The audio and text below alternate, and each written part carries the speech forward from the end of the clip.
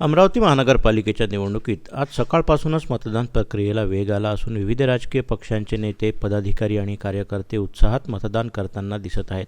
याच पार्श्वभूमीवर राष्ट्रवादी काँग्रेस पक्षाच्या अजित पवार गटाचे नेते तथा आमदार संजय खोळके यांनी अमरावतीच्या आमदार सुलभा खोळके यांनी एकसोबत मतदानाचा हक्क बजावला. खोळके दाम्पत्यानं अमरावती येथील प्रगती विद्यालय या केंद्रावर मतदान केलं. मतदानानंतर माध्यमांशी बोलताना आमदार संजय खोळके यांनी अमरावती महानगरपालिकेच्या निवडणुकीत राष्ट्रवादी काँग्रेस अजित पवार गट सर्वात मोठा पक्ष म्हणून उदयास येईल असा ठाम विश्वास व्यक्त केला. अमरावती महानगरपालिकेत राष्ट्रवादी अजितदादा पवार गट सर्वाधिक जागा जिंकेल आणि महापालिकेवर राष्ट्रवादीची सत्ता स्थापन होईल असा दावा त्यांनी यावेळी केला.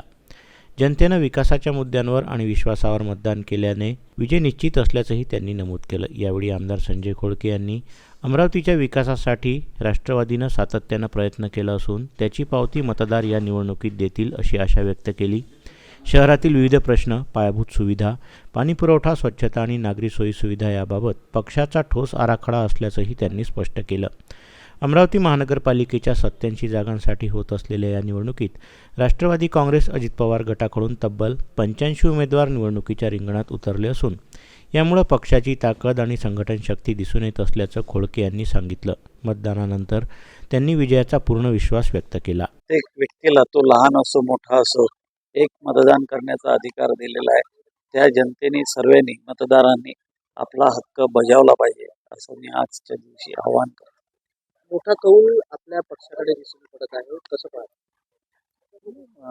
सुरुवातीपासून आम्ही जो आमचा प्रचाराचा आणि सर्व नियोजनाचा वेग होता, आम्ही 85 उमेदवार उभे केले होते, 2 उभाटासोबत युती केली होती आणि आज जे चित्र दिसते ते आम्ही चांगल्या पद्धतीचं आम्हाला यश मिळत सर्वात मोठा पक्ष म्हणून अमरावती महानगरपालिका राष्ट्रवादी काँग्रेस पक्ष राहील हे आम्हाला एकदम 100% विश्वास आहे. आणि नेमकं महानगरपालिकेच्या वरती झेंडा कोणाचा आहे?